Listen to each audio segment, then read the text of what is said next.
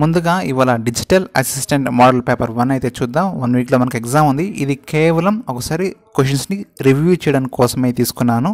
So digital అసిస్టెంట్స్లో model paper 1 ఇక్కడ మనం ఫస్ట్ క్వశ్చన్ చూసినట్లయితే selection sort and quick sort are both fall into the same category అన్నాడు. ఏ కేటగిరీలో ఉంటుంది? So order of n log n sorts ఇక్కడ గుర్తుపెట్టుకోవాల్సింది వచ్చేసి క్విక్ సార్ట్ మరియు సెలక్షన్ సార్ట్లో మాత్రమే అడుగుతున్నాడు కాబట్టి మనకి order of n log n సార్ట్స్లో మనకి ఇక్కడ అల్గారిథం యూజ్ చేస్తాము. Next question, which are the following algorithmic paradigm is use to merge sort. Merge సార్ట్లో ఈ కింది వాటిలో ఏది యూజ్ చేస్తామని అడుగుతున్నాడు. ఇట్స్ ఏ డైనమిక్ ప్రోగ్రామ్ని మనం యూజ్ చేస్తాం. Next question, what is the worst case performance of selection sort algorithm. Selection సార్ట్లో వర్స్ట్ కేస్ పెర్ఫార్మెన్స్గా ఏ అల్గారిథం యూజ్ చేస్తాము అంటే ఆర్డర్ ఆఫ్ log n. ఇది మనం గుర్తుపెట్టుకోవాలి. వర్స్ట్ కేస్ అడిగితే order of log n. Which of the following is a disadvantage of linear search. ఈ కింది వాటిలో డిస్అడ్వాంటేజ్ గురించి అడుగుతున్నాడు. అది కూడా లీనియర్ సెర్చ్లో డిస్అడ్వాంటేజ్ ఏంటి అని అడుగుతున్నాడు.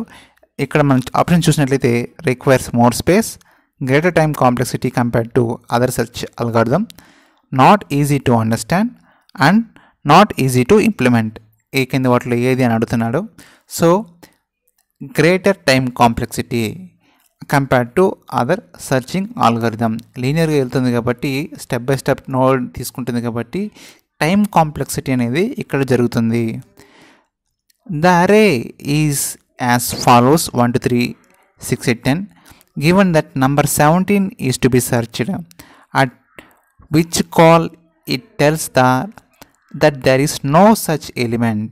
అక్కడ ఆ ఎలిమెంట్ లేదు అని చెప్పే టైంలో ఈ లీనియర్ సెర్చ్ ద్వారా యూజ్ చేసినట్లయితే ఆప్షన్ ఇది అడుగుతున్నాడు.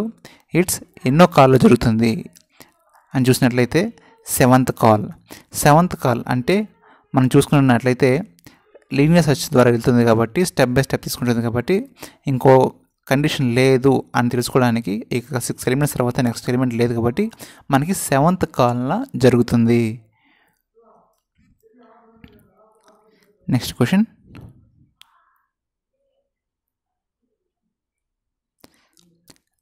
The department relation has an entry budget whose type has to be replaced by. ఇక్కడ అడిగిన క్వశ్చన్ ఏంటంటే డిపార్ట్మెంట్ రిలేషన్లో ఎంట్రీ బడ్జెట్ చేసేటప్పుడు ఏ టైప్ని మనం యూజ్ చేస్తాము, ఏ టైప్ని మనం రీప్లేస్ చేస్తాము అడుగుతున్నాడు. It's a numerical values, only numerical values ఉంటుంది కాబట్టి న్యూమరికల్ 1 2 3. ఇక్కడైతే న్యూమరికల్కి మనం బ్రేసెస్ ఏం తీసుకోలేదు కాబట్టి వాల్యూస్ ఏం తీసుకోవట్లేదు. సో ఇది wrong option. So 3 is the correct option. Next question, in the course relation the title field should throw an error in case of any missing title. The command to be added in title is అడుగుతున్నాడు. So ఈ ఏ command దీన్ని టైటిల్గా పెట్టుకుంటామంటే not null. It's a not null. Next question, in the above DDL command the foreign key entries are got by using the keyword. DDL కమాండ్లో foreign key ఎంట్రీస్లో ఏ కీవర్డ్ని యూజ్ చేస్తారు? ఫారిన్ కీగా రెఫరెన్సెస్ని మనం యూజ్ చేస్తాం. Identify the error in the selection రిలేషన్స్లో ఎర్రర్గా ఏ విధంగా సూచిస్తాము అంటే no error. It's a no error. Next, the following entries is given in the instruction relation. ఇక్కడ మనకి ఐడి ఇచ్చాడు, నెక్స్ట్ నేమ్, మళ్ళీ క్లాస్ ఫీల్డ్స్ ఇవన్నీ ఇచ్చాడు కాబట్టి identify the output of the given query. ఏ ఫాలోయింగ్ ఎంట్రీలో ఇక్కడ ఇన్స్ట్రక్షన్ రిలేషన్గా ఉంటుంది అంటే మనకి ఇక్కడ error in ID of insert, error ID ఇక్కడ ఐడితో మనకి ఇబ్బంది ఉంటుంది. Next question, what is the following which of the following can be used as primary key of the instructor relation. Primary కీగా దేన్ని మనం చూస్తాము అంటే ఇట్స్ ఐడిగా మనం ప్రైమరీ కీగా మనం తీసుకుంటాము ఎందులో? ఇన్స్ట్రక్టర్ రిలేషన్స్లో. Next question,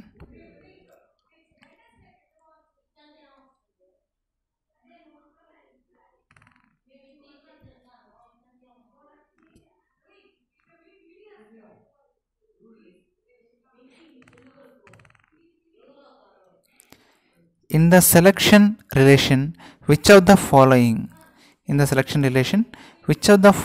is used the foreign key? Foreign key గా ఏది యూజ్ చేస్తాము అంటే మనం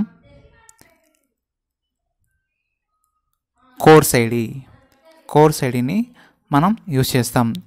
ఫారిన్ కీగా మనం సెక్షన్ రిలేషన్స్లో ఏది యూజ్ చేస్తామంటే కోర్స్ ఐడిని మనం యూజ్ చేస్తాం. Next question, in order to include an attribute name to the teachers relation which of the following command is used? ఒక నేమ్కి అట్రిబ్యూట్ చేయాలంటే అది ఏ కమాండ్ని యూజ్ చేస్తాము అంటే ఇట్స్ ఆల్టర్ టేబుల్ టీచర్స్. ఇంతవరకు మనకు కరెక్ట్గా ఉంది. టీచర్స్కి మనం తీసుకుంటాం. దేని ద్వారా అంటే నేమ్ వేర్ క్యారెక్టర్. దీనికి మనకు వాల్యూ ఇవ్వాలి కాబట్టి name wear character. To replace the relation section with some other relation the initial step to be carried out. ఏది క్యారీడ్ అవుట్ చేస్తుంది, వాటిని మనం రీప్లేస్ చేయొచ్చు అంటే డ్రాప్ సెక్షన్ ద్వారా మనం రీప్లేస్ చేయొచ్చు. Dash function returns current date and time. A function మనం డేట్ అండ్ టైంని రిటర్న్ చేస్తాము అంటే ఇట్స్ గెట్ డేట్ అనే ఫంక్షన్ని మనం కరెంట్ డేట్ అండ్ టైంని తీసుకోవచ్చు. Which of the following function checks whether the expression is a valid date or not? వ్యాలిడా కాదా అని తెలుసుకోవడానికి మనం ఏ దాన్ని యూజ్ చేస్తాము అని అడుగుతున్నాడు. ఇట్స్ ఈజ్ డేట్ అనేదాన్ని correct option. Which of the following is A mathematical function not a mathematical function అన్నాడు కాబట్టి మ్యాథమెటికల్ ఫంక్షన్ కానటువంటివి ఏవి అని అడుగుతున్నాడు. ఇట్స్ ఏ పవర్ కానీ యాంటీ కానీ పై కానీ అన్నీ మ్యాథమెటికల్ ఫంక్షన్సే కాబట్టి సిఐఎల్ అనేది not a mathematical function.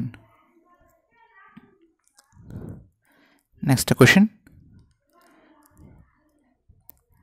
at the rate of next level function falls under which of the following category? ఏ కేటగిరీ తీసుకుంటాము అని అడుగుతున్నాడు. ఇట్స్ కాన్ఫిగరేషన్ ఫంక్షన్స్ ఆ కేటగిరీలో తీసుకుంటాము. Next, dash are used for supporting encryption, decryption, digital signing and their validation. ఈ నాలుగిటిని support చేసేటువంటివి ఏవి అని అడుగుతున్నాడు. It's a cryptographic function. Next question, decrypt by key auto set is dash type of function. ఈ decrypt by key auto set అనేది ఏ type of function అని అడుగుతున్నాడు. It's symmetric decryption and automatic key. So దీనికి fourth option. Next question వచ్చేసి text and image functions are అని అడుగుతున్నాడు.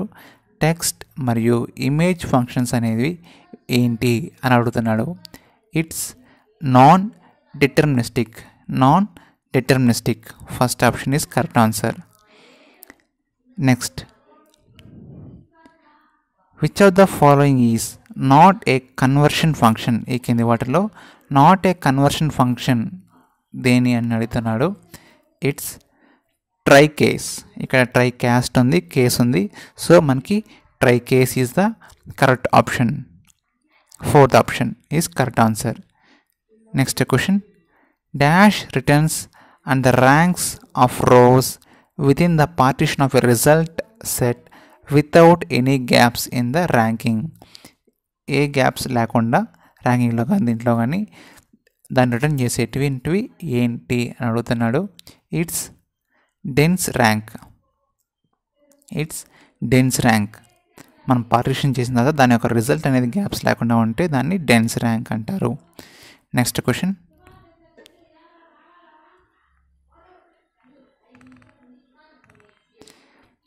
built in function in SQL server is categorized into how many categories అని అడుగుతున్నాడు.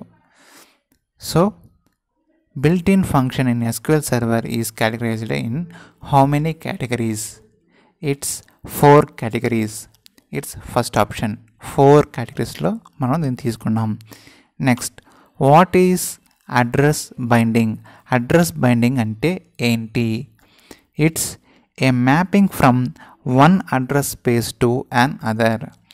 Address binding అంటే mapping from one address space to ఇంకో దానికి చేస్తే దాన్ని మ్యాప్ బైండింగ్ అంటారు.